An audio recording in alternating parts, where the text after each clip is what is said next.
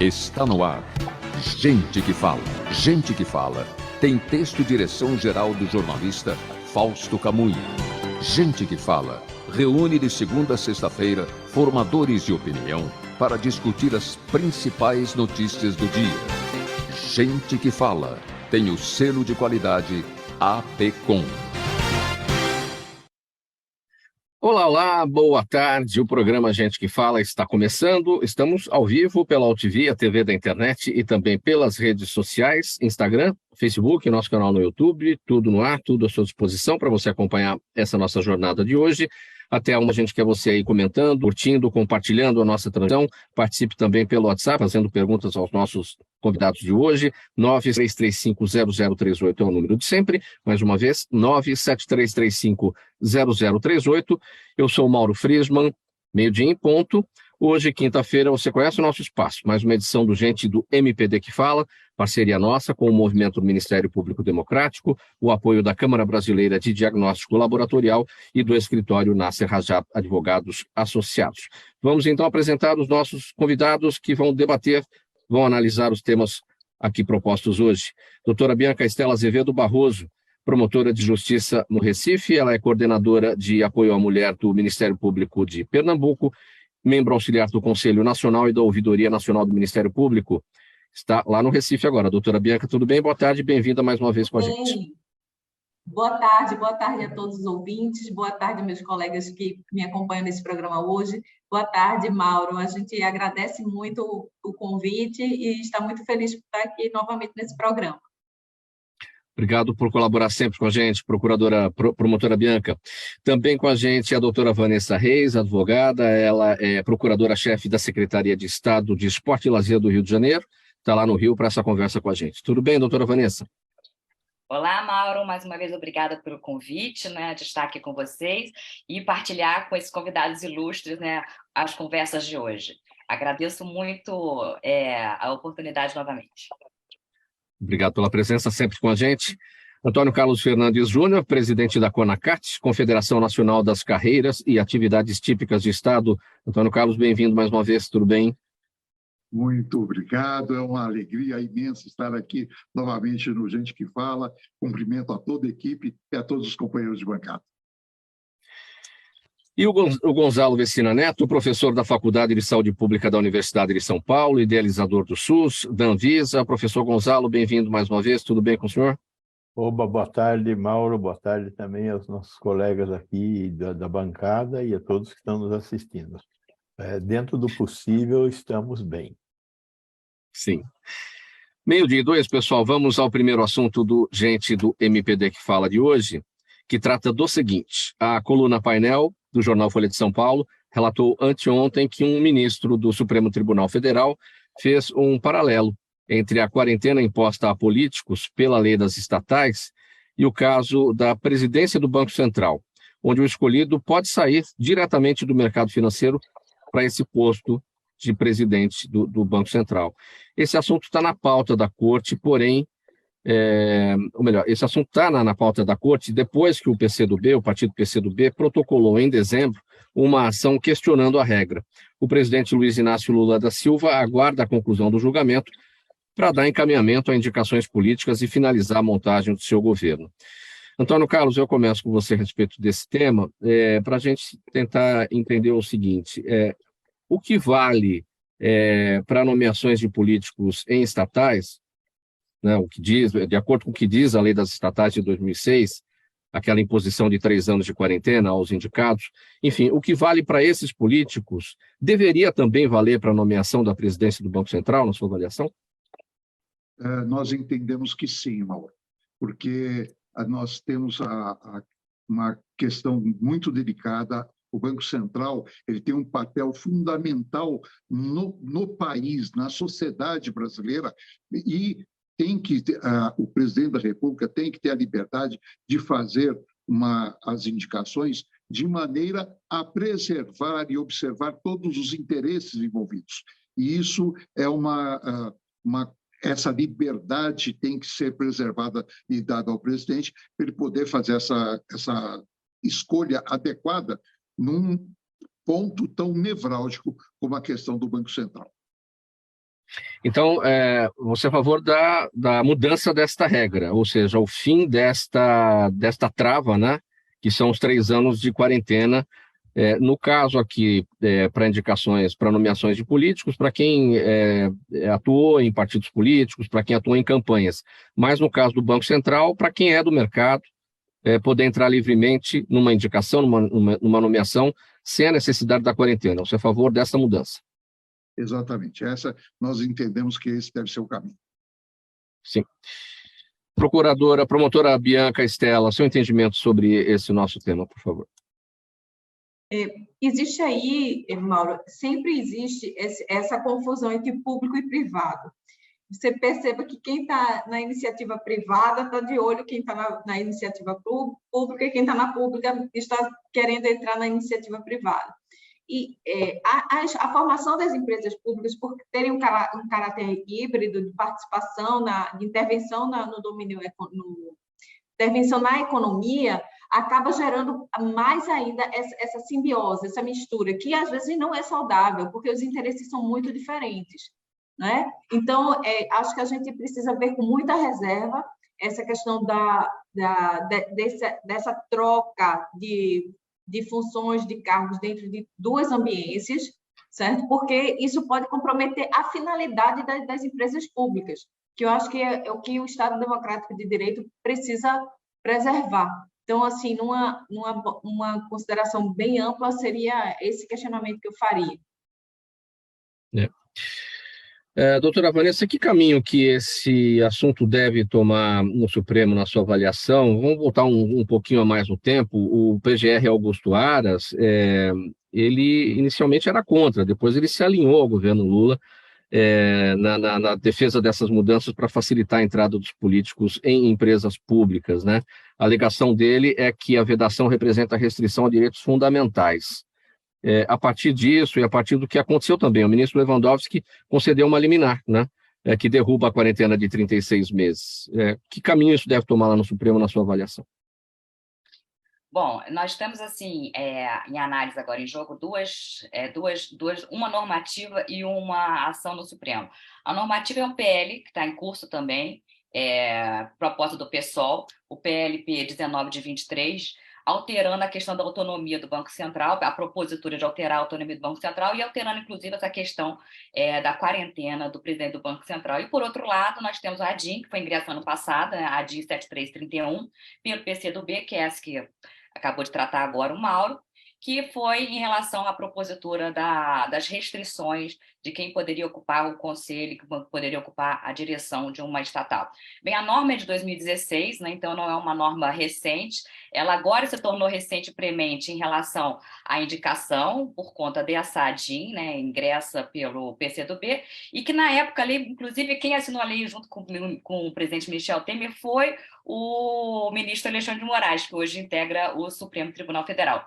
Bom, na minha percepção, foi bem analisada pelo ministro Lewandowski a questão da autonomia da indicação, né, pelo presidente da República dos cargos que podem ocupar as estatais. Senão, há um limite muito grande na lei, não só o limite da quarentena para ingresso, mas o limite também para a escolha das pessoas qualificadas para ocupar esses cargos, né? Então, a limitação que ele colocou, dizendo assim, se a pessoa, no caso, né, o indicado, não pode ter nenhuma atividade político-partidária de direção. Então, ele limita só as pessoas que atualmente têm direção em partidos, têm atividades fortemente partidárias, não poderiam ingressar realmente na direção de estatais. Então, eu entendo que foi feito devida modulação, devido decote pelo ministro Lewandowski, muito bem feito, apesar que, como eu digo agora, né, como mudam as situações, a lei de 2016 e agora que nós estamos conversando sobre esses assuntos, estão retornando, inclusive por questões relativas até ao Banco Central. Atualmente, o Banco Central tem autonomia, eu ouso discordar um pouco do professor Antônio Carlos, eu sim, como professor de direito financeiro, eu defendo a autonomia do Banco Central, até mesmo por conta da questão da dívida pública, né, de como se coloca a dívida pública, e o Banco Central já tinha normas realmente esparsas que fazia esse tipo de interferência no mercado de uma forma já por normas esparsas. Eu acredito que, assim, havendo transparência e agora tendo uma lei regulando, eu prefiro que tenha uma lei regulando e dizendo exatamente quais são as funções do que fazendo de uma forma esparsa que nós não possamos acompanhar. Então, assim, nesse cenário, eu ainda acredito que a autonomia do Banco Central é importante, mas é claro a questão dos dirigentes, né, como está sendo colocado hoje em dia, é a questão da separação, não só dos poderes, mas separação também das próprias funções, né, que são colocadas no Estado. E essa separação e essa discussão é saudável, né? Desde que seja feito como transparência e como normativos, eu acho plenamente saudável. Então, a questão como está posta no Supremo, no momento, eu concordo, e que bom, né, que o próprio Procurador da República também alterou o posicionamento, porque somente as pessoas que têm uma possibilidade de pensar que podem alterar seu pensamento em relação às situações postas que mudam de acordo com o tempo e o espaço. Obrigada. Doutor Ercina, quando eu fiz essa pergunta inicial, né, se o que vale para a nomeação de político em estatal, se isso deveria valer para a nomeação da presidência do Banco Central, pensando no seguinte: o Banco Central pode ser considerado uma empresa estatal? Tá no âmbito do governo ali, enfim, mas não são coisas diferentes, não deveriam ter regras diferentes? E até considerando a independência do Banco Central, né? Eu acho que a minha tendência é pensar como o doutor Antônio Carlos propôs. Eu acho que você chamar o político da forma como nós estamos tratando aqui é um pouco a demonização da política. Eu acho que não existe espaço para demonização da política. Então, quem pode ocupar um cargo político, porque estes cargos de comando são cargos políticos, dentro de instituições do Estado, né? Eu acho que qualquer cidadão que esteja preparado, essa é a questão que eu acho que tem que ser discutida, e aí tem o rito da indicação, passa pelo Senado, rito esse que, na verdade, no nosso país tem sido levado de forma muito rasteira, né? Mas este eu acho que é o momento importante. Muito pro forma. Este é o momento. Acho muito importante. Eu acho que essa história de quarentena prévia é uma coisa doida, né? Quer dizer, como é que o cara vai saber que vai ser indicado para, né? Eu acho que quarentena tem que ser séria no pós. O cara que sai de um cargo desse não pode ir trabalhar no mercado privado que ele acabou de regular, né? Então, não pode sair do Banco Central para ser chefe de banco. Não pode sair da Agência Nacional de Saúde Suplementar para ser diretor de convênio médico.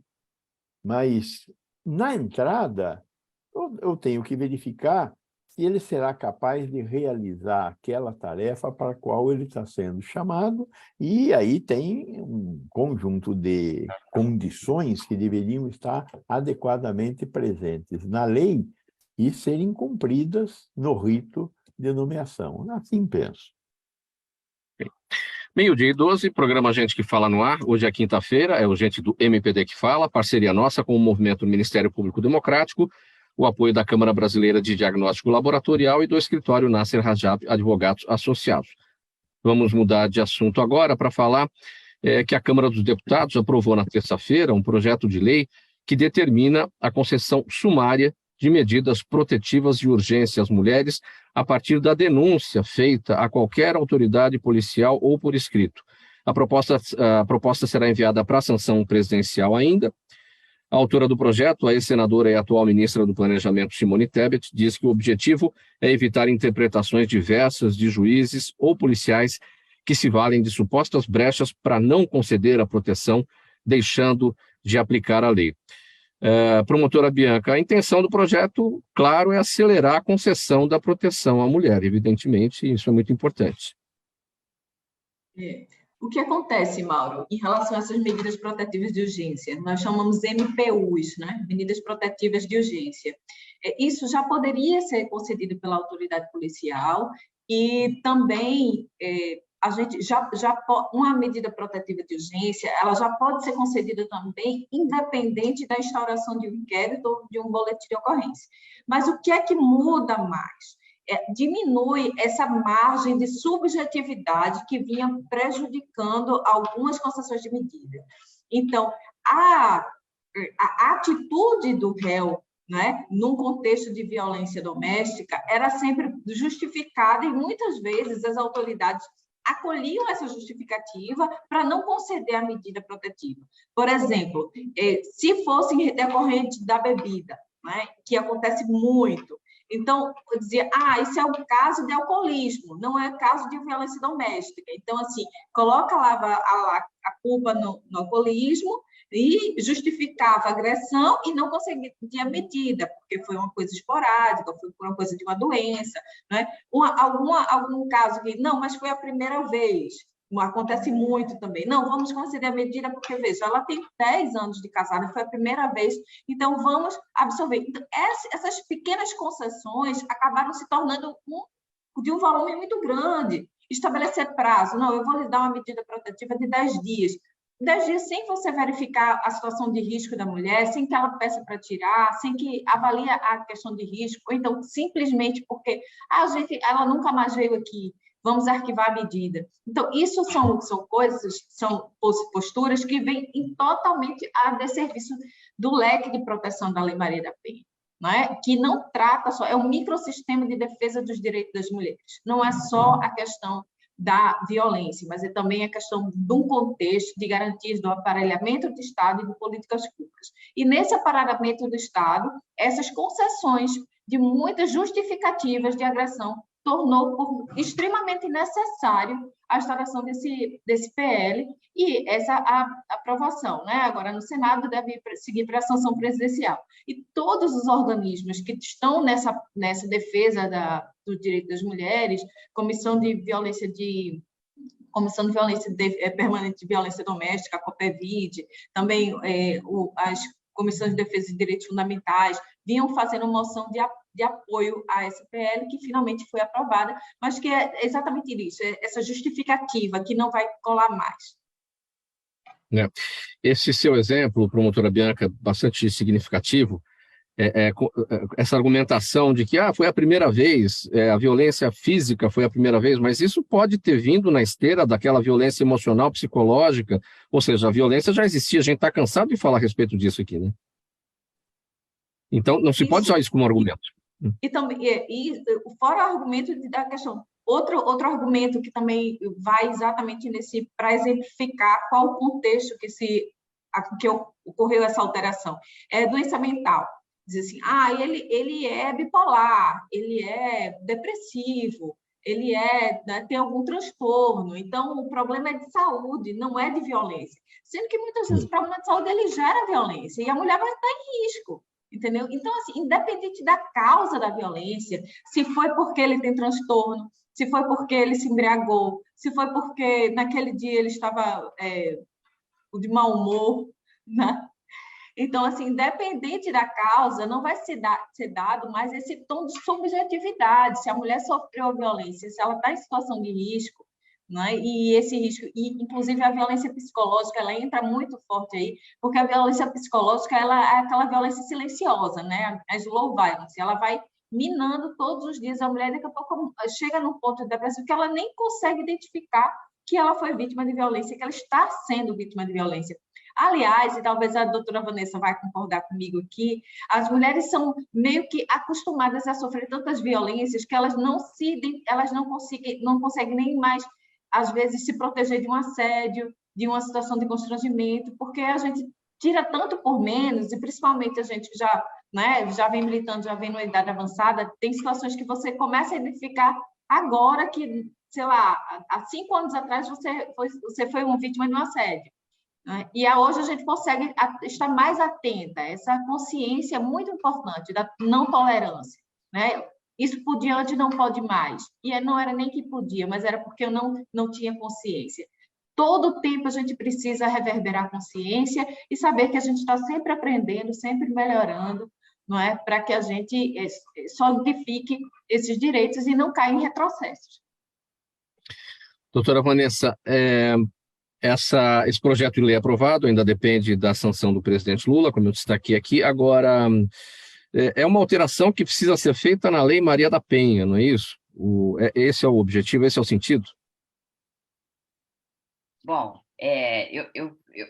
Claro que a alteração na lei vai acontecer, né? E quem melhor para falar é a doutora Bianca, mas eu queria pegar o gancho do que ela falou, que realmente é muito interessante e importante nesse momento, porque a gente tem a violência, né, que ela lida melhor, assim, no trabalho, em relação à mulher, que é violência, mas tem a violência também que nós sofremos em cargos públicos também, né? A verdade é essa, porque, assim, por exemplo, na Procuradoria do Estado, nós temos uma comissão especial para promoção de igualdade de gênero, que foi instituída agora há pouco tempo aqui na Procuradoria do Estado do Rio de Janeiro.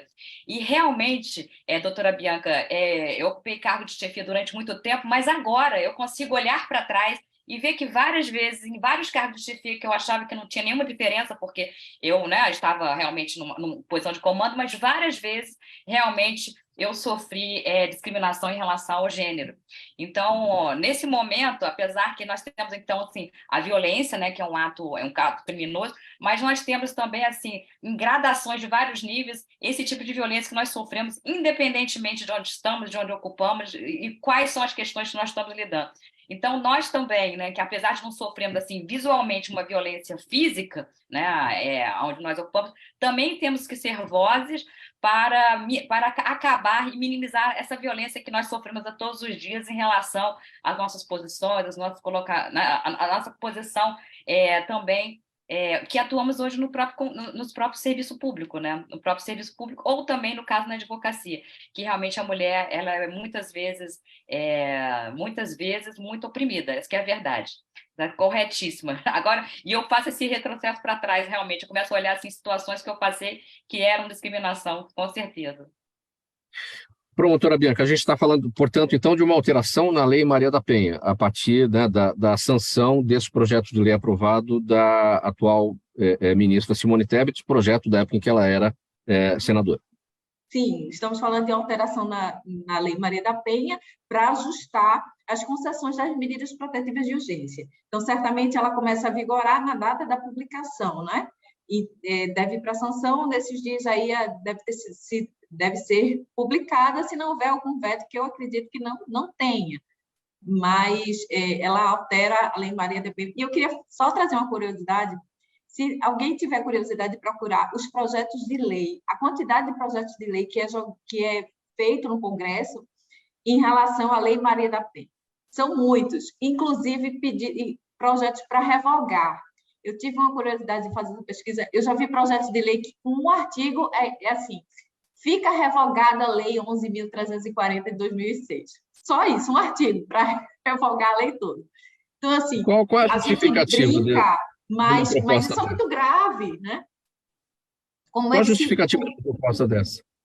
Não, eu não... Porque o parlamentar ele tem que apresentar a justificativa do projeto de lei. Qual é a argumentação? Eu não vi, nesse caso, a justificativa. Tive a curiosidade de ver os projetos de lei que foram apresentados em relação à Lei Maria da Penha. E aí me veio esse. Mas é uma quantidade muito grande de projetos de lei que tenta diminuir o grau de incidência, reduzir, tirar dispositivo, poucos para fortalecer. Mas ainda bem que, como a mulher está com muito mais consciência, e isso é muito importante que se diga, existe esse movimento, essa pressão social em relação ao parlamento, em relação aos direitos das mulheres, ela é fundamental, porque os movimentos feministas que foram responsáveis por colocar o direito político da mulher, por garantir o direito da voto, equiparação salarial, isso tudo não foi agraciamento, nem foi reconhecimento espontâneo do poder legislativo, de nenhum dos poderes que são compostos por homens, mas isso é a luta, a pressão externa. E essa pressão externa hoje, dos movimentos sociais feministas, principalmente, faz com que esse tipo de alteração legislativa não chegue nem ao conhecimento público.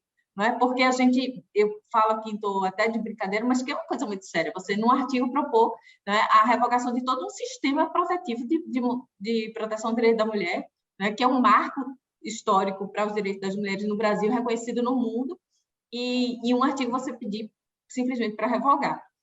Mas aí fica aí a curiosidade para quem quiser saber quais são os projetos de lei que querem acabar com a Lei Maria da Penha, porque existem, da mesma forma que existem para acabar com a justiça do trabalho, diminuir o poder de fiscalização, é sempre umas ações antirrepublicanas, né? E eu acho que isso não beneficia sinceramente a ninguém. Acho que até a mesma pessoa que acha que aquilo pode, em algum momento, ser beneficiado, lá na frente ela se prejudica. É uma visão muito curta, muito estreita, muito rasa sobre a complexidade da sociedade que a gente vive hoje.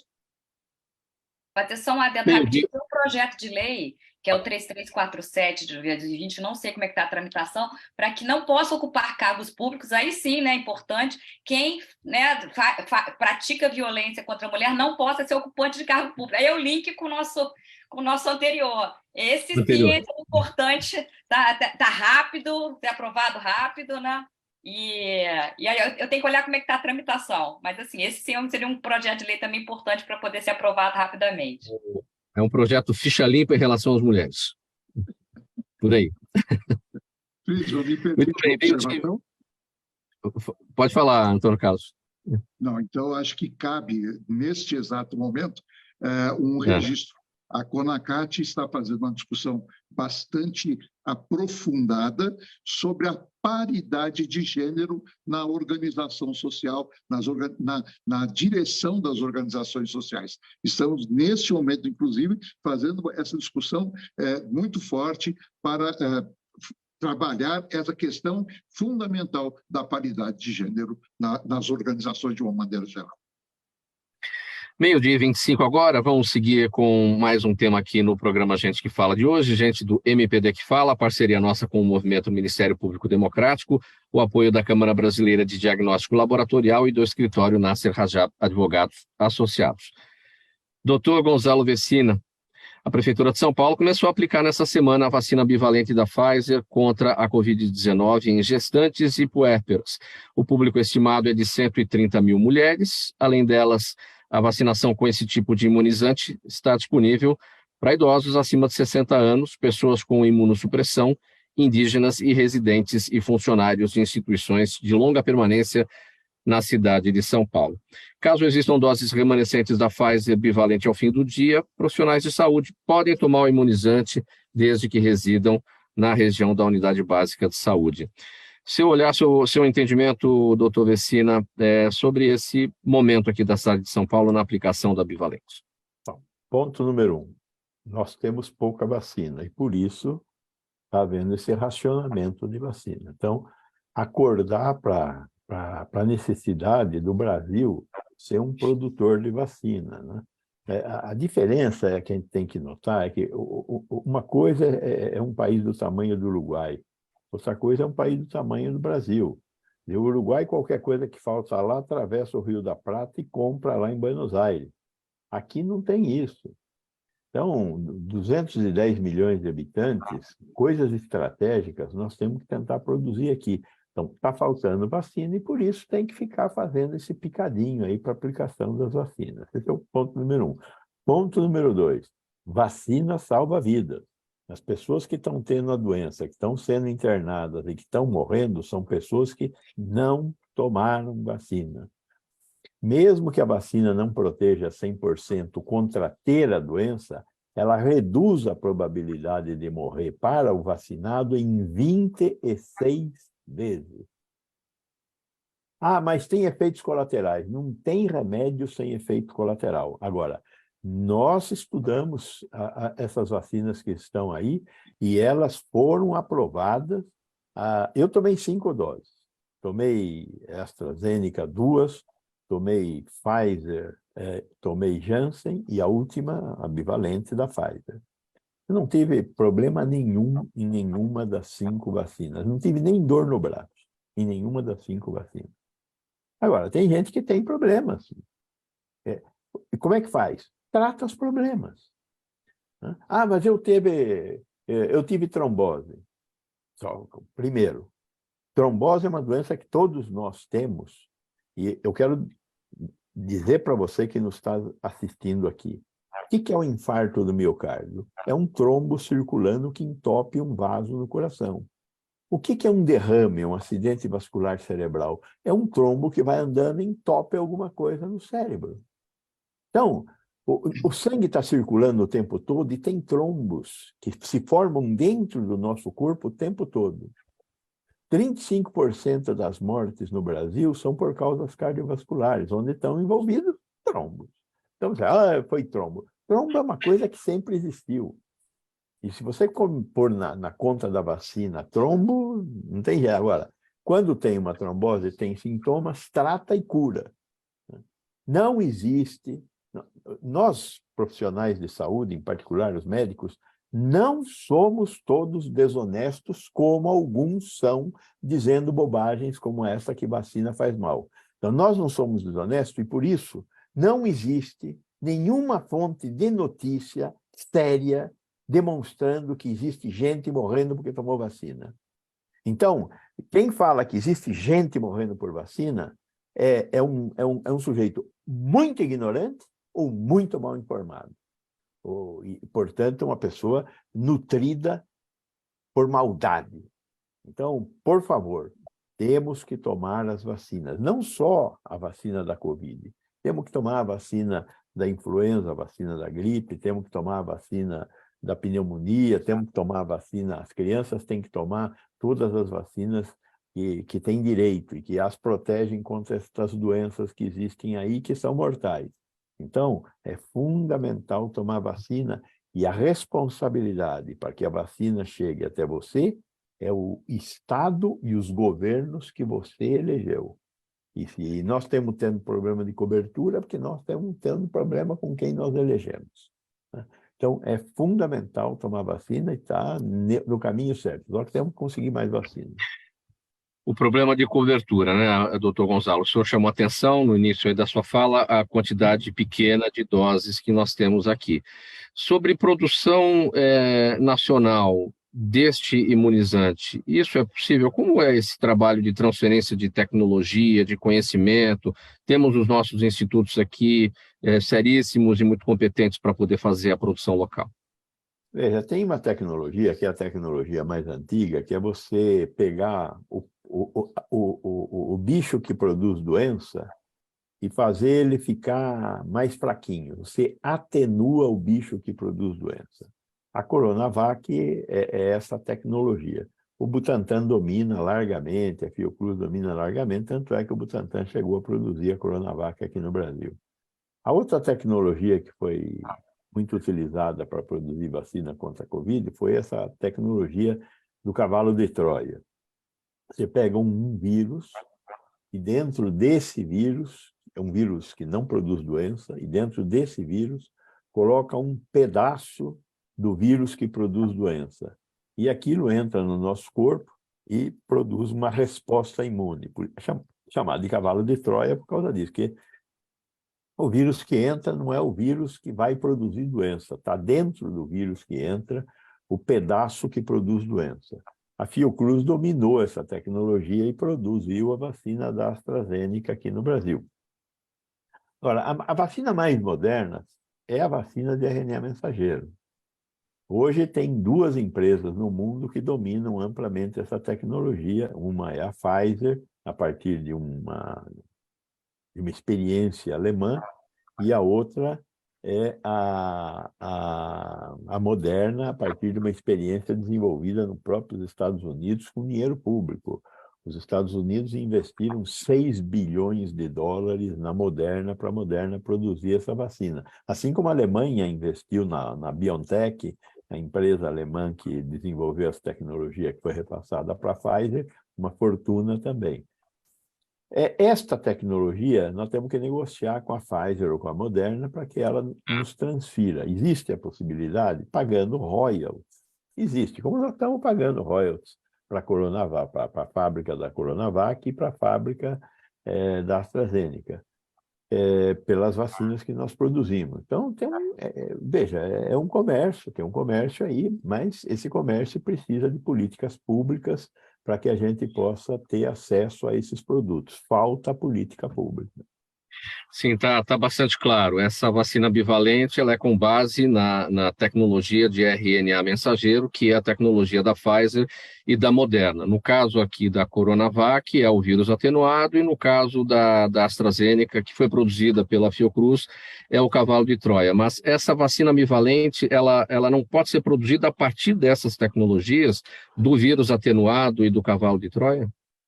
É mais difícil você fazer, porque você teria que juntar as cepas anteriores com a cepa atual, que é a cepa da Omicron. A tecnologia que melhor conseguiu fazer isso foi a tecnologia do RNA mensageiro.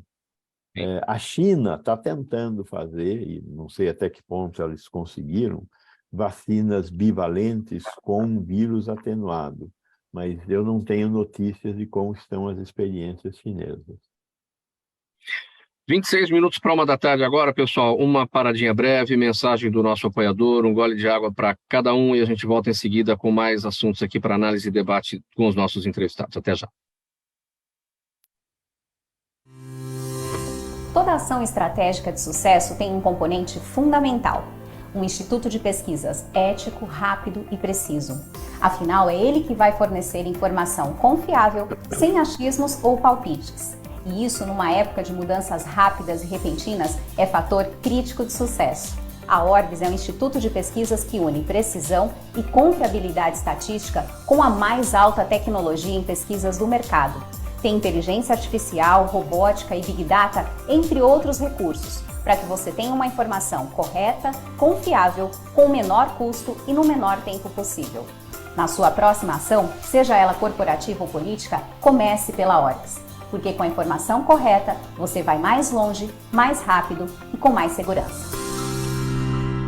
25 minutos para 1 da tarde agora, o programa Gente que Fala continua por aqui. Hoje é quinta-feira, gente do MPD que Fala, parceria nossa com o movimento do Ministério Público Democrático, o apoio da Câmara Brasileira de Diagnóstico Laboratorial e do escritório Nasser Rajab Advogados Associados. Próximo tema: o Ministério Público Federal de Mato Grosso pediu informações ao governo do estado sobre um evento realizado em um resort de luxo para de escola. A solicitação aconteceu após a denúncia feita sobre a falta de atendimento especializado a deficientes na escola da filha.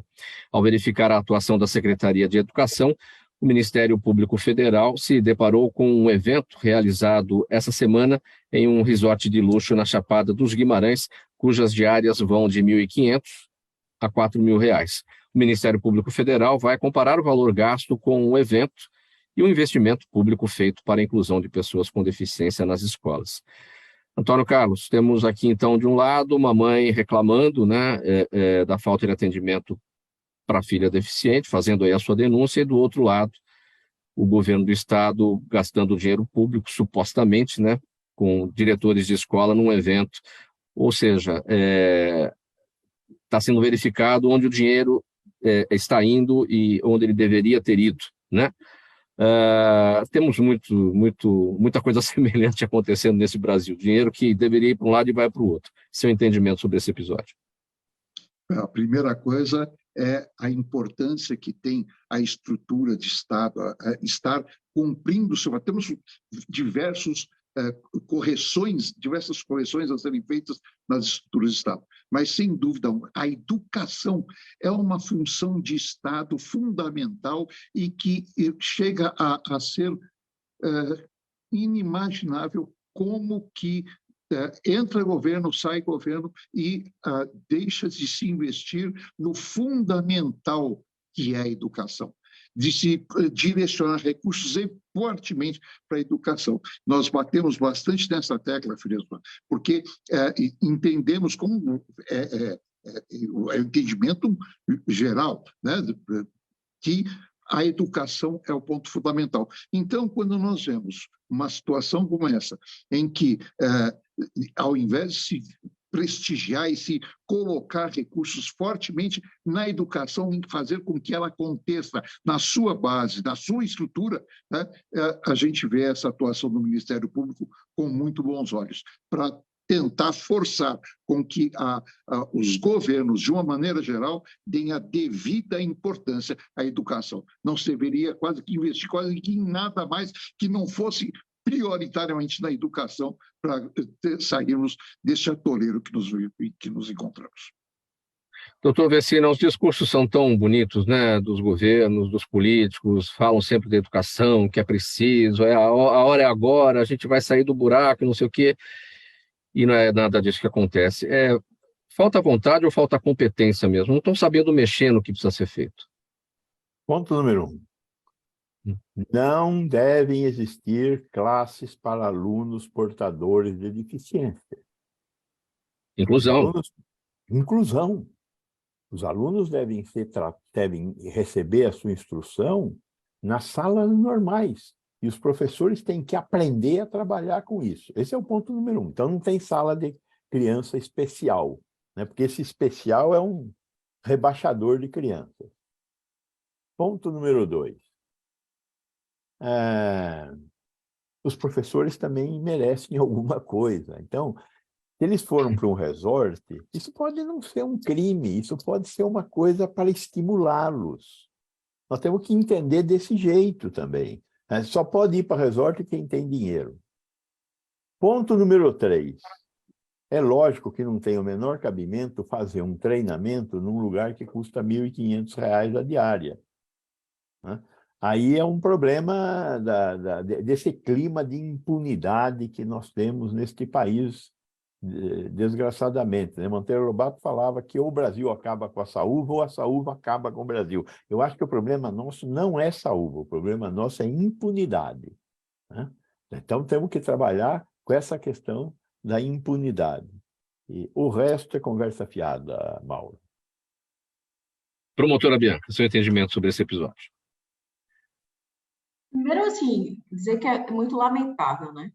Depois, você veja, aí a gente extrai uma investigação justa, é uma investigação necessária e é uma investigação que precisa mostrar resultados. E aí você veja a importância do controle social e da transparência.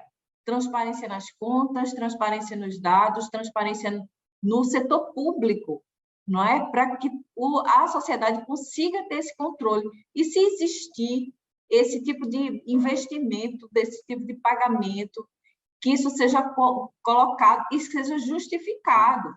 Porque, afinal de contas, se a gente tem uma sociedade tão desigual, não é, que a gente precisa ser inclusivo, os gastos têm que ser justificados e equilibrados. Agora, é claro que vai ter algum ponto ou outro, uma divergência que a gente pode discutir. Um acha que tem que investir na educação inclusiva, o outro acha que tem que investir numa educação especial, né? Tirando os alunos. Isso é um ponto de política que é republicana, mas, do ponto de vista de investimento público desnecessário, desarrazoado, se equipara a um desvio de finalidade, né? É o desvio de finalidade do dinheiro público em relação a isso. E existem muitos setores da educação e da segurança pública que estão extremamente sucateados, não é? A gente trabalha com delegacias, por exemplo, que precisam do suporte das prefeituras porque não tem um investimento.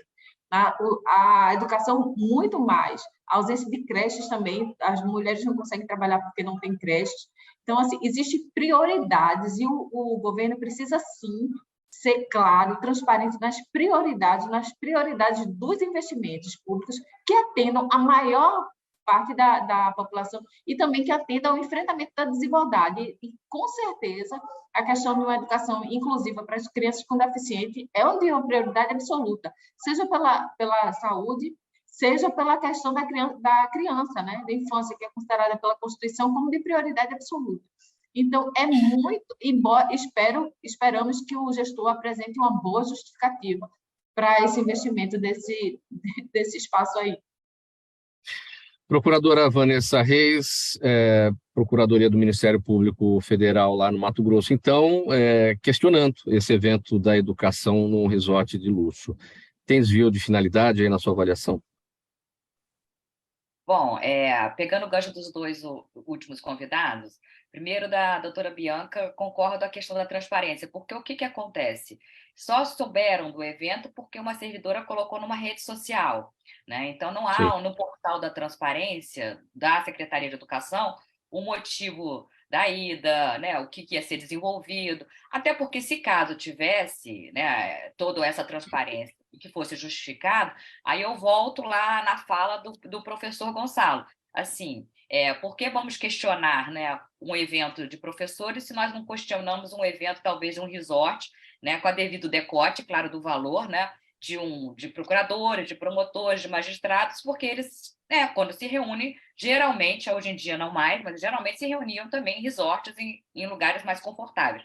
Mas, a partir do momento onde não se tem transparência, onde não se colocou justificativas, onde não se colocaram assim, as motivações, aí já liga o sinal de alerta, e é lógico que quando tem a deficiência toda, aí começa a ver a deficiência toda de como é prestado o serviço, como está sendo colocadas próprias, a parte, como a doutora Bianca falou, as instalações dos lugares, como é que nós convivemos com o serviço público hoje em dia. Então, realmente, o sinal de alerta e também de questionamento é claro, e é a partir daí que nós devemos fazer as apurações. Então, dadas essas duas questões, eu volto só rapidamente na questão anterior da vacina e levantar um ponto, assim, será que não era o caso de quebra de patente, professor Gonçalo, né? Será que a gente não está assim, nosso país do tamanho que nós temos, como aconteceu com a AIDS, né? Na questão da AIDS, nós tivemos quebra de patente, mas aí voltando para a questão agora, de novo, da educação. Nós temos que avançar muito ainda, apesar que os professores merecem ir a resort, as pessoas merecem realmente estar, mas merecem estar depois que é alcançado alguns patamares mínimos, né, doutora Bianca? Essa que é a verdade. Então, assim, para a gente chegar lá, a gente tem um caminho muito longo ainda para percorrer. Muito rapidamente, uma patente, quando você quebra, você não acha lá o conhecimento para produzi-la.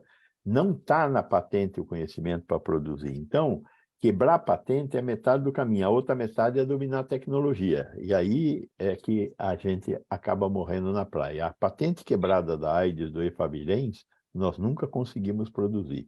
Mas fez o barulho certo, cumpriu um papel. 12:55, gente. Vamos para o último assunto do programa Gente que Fala de hoje. O ex-presidente Jair Bolsonaro afirmou ontem que as joias que recebeu da Arábia Saudita e dos Emirados Árabes teriam encarecido depois que descobriram que seriam para ele. Aí ele disse aqui, abre aspas, ficamos sabendo que quando as joias chegaram e foram apreendidas, o que eu só descobri um ano depois, elas valiam $1 milhão. Quando descobriram que eram para mim, passaram a valer 3 milhões de euros. Ou seja, aí vem uma questão de interpretação, né? Fecha aspas aqui para o ex-presidente Jair Bolsonaro, que ainda ironizou uma decisão do Tribunal de Contas da União que o proibiu de usar ou vender o conjunto de luxo e criticou a cobertura da imprensa sobre esse caso. Professor Vecina, cortina de fumaça, né? Não se trata de $1 milhão ou 3 milhões de euros, que fosse um centavo de real, isso pertence ao Estado brasileiro, não pertence ao ex-presidente Jair Bolsonaro, nem o segundo pacote e nem o primeiro, que ele mandou buscar 8 vezes. Mas o nosso ex-presidente, o Trump, o Nixon, sempre consideraram que o grande inimigo deles era a imprensa. Então, a conta vai ficar para vocês, viu, Mauro? Vocês é que fizeram toda essa sacanagem. Promotora Bianca, seu olhar sobre esse tema.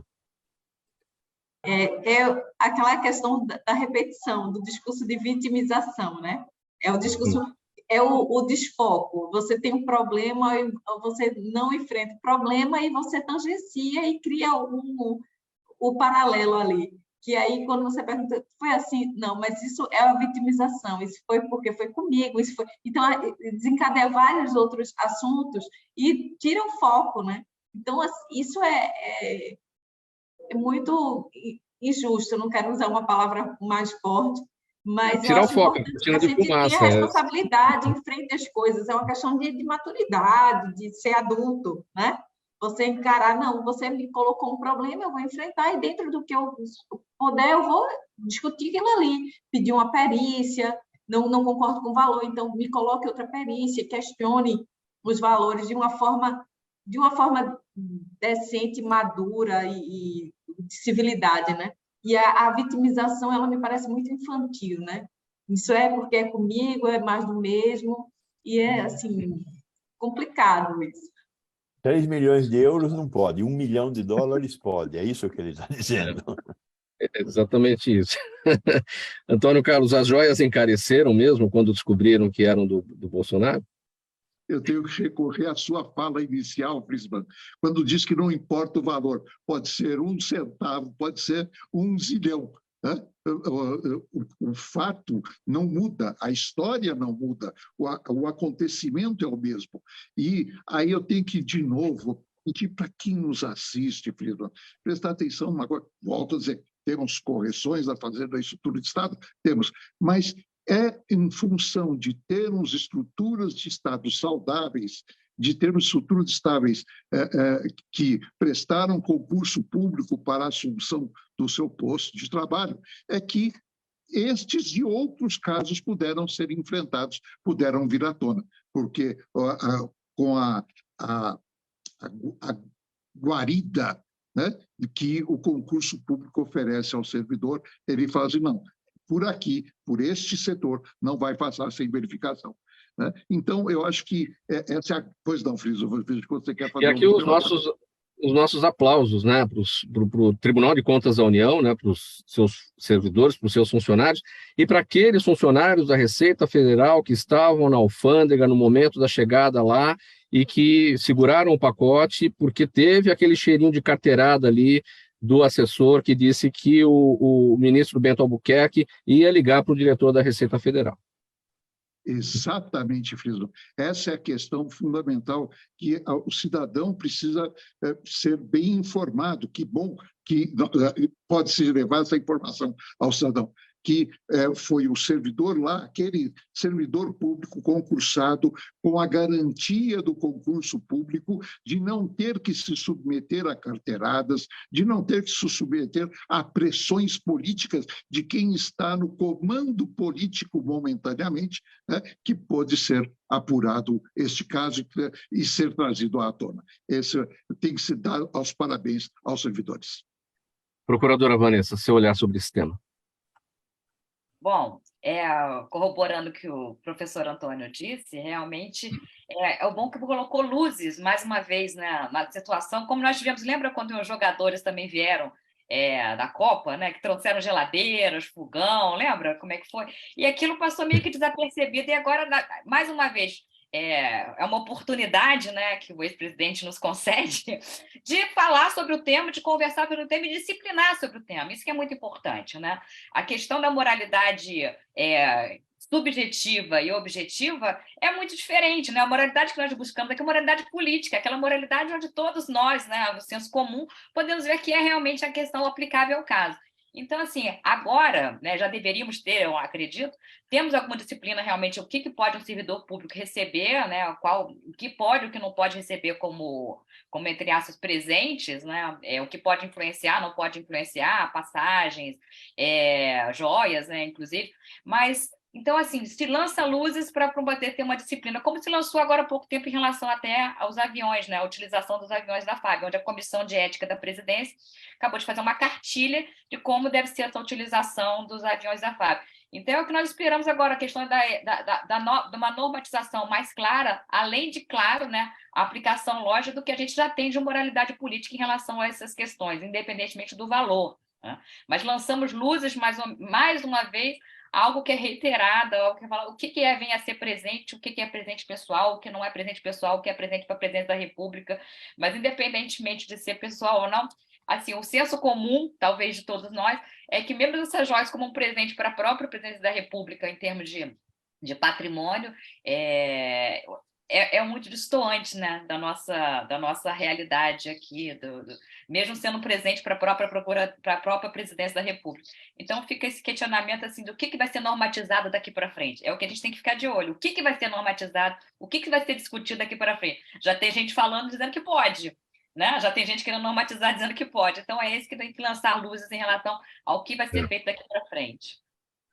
Perguntas da audiência agora por aqui. A doutora Vanessa está falando, então eu começo aqui com a Cristiana Duarte, ela está no YouTube, e pergunta o seguinte, doutora Vanessa, como o Rio de Janeiro vem aproveitando hoje os equipamentos construídos para as Olimpíadas ocorridas há 7 anos? Bom, infelizmente, né, o aproveitamento não é total, né? Estamos retomando, inclusive na própria Secretaria de Esporte, onde eu estou hoje, estamos começando a retomar também algumas atividades nesses lugares, né, esse campo olímpico, onde foram gastos muito dinheiro, realmente, e gradativamente o atual governo vem começando a promover uma reocupação desses lugares, né? Então, assim, nesse momento, nós estamos reativando muitas áreas em relação ao seu aproveitamento. Mas é claro que ficou esse tempo todo parado, então, assim, o desperdício público foi muito grande em relação a esse período que foi parado. Agora, eu vou lançar uma dúvida em relação ao período parado também, se deve, muitas das vezes, aos questionamentos que acontecem em relação àquela obra. Então, assim, a gente tem que todos nós pensar, não só como sociedade, Ministério Público, Executivo, de como também, assim, a manutenção de um lugar tão caro como aquele, o que vale mais a pena realmente deixar aquele lugar parado e não ser utilizado, ou criar-se uma manutenção cara também de uma localização que possa não reverter de uma maneira tão apropriada. Mas, assim, está começando de novamente uma reaproveitação dos espaços. Aí depois eu posso colocar para vocês também como vem sendo feito esse reaproveitamento. Ótimo. Professor Vecina, o Jaime do Jardim Bonfilholi quer saber. Obrigado, Jaime, pela presença sempre. O uso do fentanil já estaria sendo um grave problema de saúde pública e policial no Brasil? Que nós saibamos ainda não, né? O fentanil é uma droga que, inclusive, agora está ganhando um novo espaço de utilização clínica no tratamento de depressão grave. Já existem alguns medicamentos sendo lançados nessa linha da depressão grave. O fentanil é uma droga ativa muito rápida, muito mortal, e vamos ter que tomar cuidado, porque nos Estados Unidos hoje já é a droga que mais mata, né? E não é tão difícil de ter acesso a ela, porque os laboratórios produzem muito facilmente o fentanil. E a capacidade de exportação da China, particularmente, de produtos fora do espaço comercial, é muito grande. Esse produto que está entrando nos Estados Unidos são esses produtos produzidos nesses pequenos laboratórios artesanais chineses, né? E que tem grande capacidade de produção. Então, o fentanil é uma preocupação muito grande da saúde pública nessa linha da drogadição. Agora, nós temos que mudar a nossa forma de atacar a drogadição, porque nós estamos atacando a drogadição pelo caminho da criminalização. Esse caminho, esqueça, nunca vai dar resultado. Nós temos que fazer com que a sociedade entenda o que é uma droga e como é que se faz para tratar os drogaditos, porque é uma doença. Pelo canal da UTV, a Vânia Mota quer saber, Antônio Carlos, os quase 10 mil cargos comissionados que o governo federal distribui a cada novo governante que assume, não poderia ser reduzido com a contratação de funcionários de carreira? E ela pergunta também se existe algo parecido em algum outro lugar do mundo. De fato, você tem um ponto nevrálgico nisso.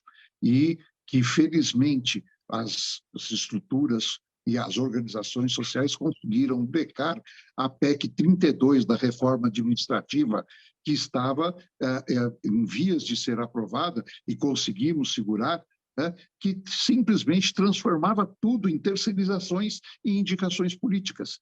Nós temos que respeitar sempre, tem que haver os cargos em comissão, tem que haver os cargos em comissão, mas tem que haver equilíbrio no encaminhamento disso. E, de novo, as estruturas de Estado é que fazem a diferença nisso tudo e tem que ser levado à sociedade. Temos casos no mundo, tanto nos dois extremos. Tem os casos em que há uma grande quantidade de comissionados, você tem outros casos em que isso é bastante adequado. O que cabe ao Brasil é encontrar o ponto de equilíbrio entre essas duas composições necessárias ao funcionamento das estruturas. Promotora Bianca, na linha aqui do seu artigo publicado hoje no Estadão aqui em São Paulo, a pergunta da Daniela Neves no Instagram: há liberdade política para as mulheres no Brasil? Não há liberdade política para as mulheres no Brasil.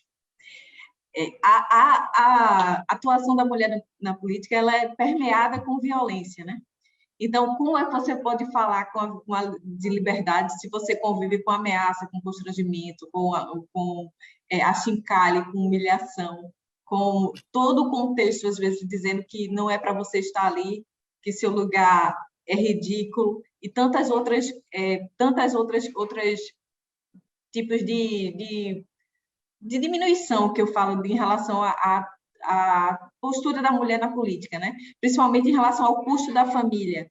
Se coloca muito assim, você vai fazer uma atuação política, vai deixar sua família para fazer, seu marido vai encontrar outra mulher, sua família vai se desbratar e a culpa vai ser sua. Então, assim, são várias violências pequenas que fazem com que a mulher se reprima no ambiente político, e aí E quando não chega a violência grave de ameaça de morte, a mulher precisa mudar de sua casa, quando está no exercício do mandato, ter que andar com escolta de uma polícia que ela também não confia, né? Pedir ajuda a organismos internacionais. Então, assim, como há liberdade nesse contexto, né? Então, na verdade, é um constrangimento dos direitos políticos das mulheres e, assim, dos direitos fundamentais. Faltando 1 minuto para 1 agora, ponto final, ponto final no programa Gente que Fala de hoje, quinta-feira, gente do MPD que Fala, parceria nossa com o Movimento do Ministério Público Democrático, o apoio da Câmara Brasileira de Diagnóstico Laboratorial e do escritório Nasser Rajab Advogados Associados. Estiveram com a gente hoje promotora de Justiça no Recife, Bianca Estela Azevedo Barroso, a doutora Vanessa Reis, procuradora-chefe da Secretaria de Estado, Esporte e Lazer do Rio de Janeiro, Antônio Carlos Fernandes Júnior, presidente da CONACAT, Confederação Nacional das Carreiras e Atividades Típicas de Estado, e o doutor Gonzalo Vecina Neto, professor da Faculdade de Saúde Pública da USP, idealizador do SUS e também da Anvisa. Programa Gente que Fala, sempre realização da ABCOM, na técnica da AltV, o Sérgio Oliveira. Valeu, Sérgio. Apresentação, minha, Mauro Friesman, pauta e redação, Pedro Esquiavon, Zenilda Salvato, nossa diretora de produção, jornalista Fausto Camunha, nosso diretor-geral, no AltV, a direção-geral do Alberto Luchetti. Você aí, espectador internauta, a razão da nossa presença aqui, todos os dias. Obrigado pela audiência, a gente se vê amanhã, a partir do meio-dia, ao vivo aqui pela AltV, pelas redes sociais. Boa tarde para todos, tchau.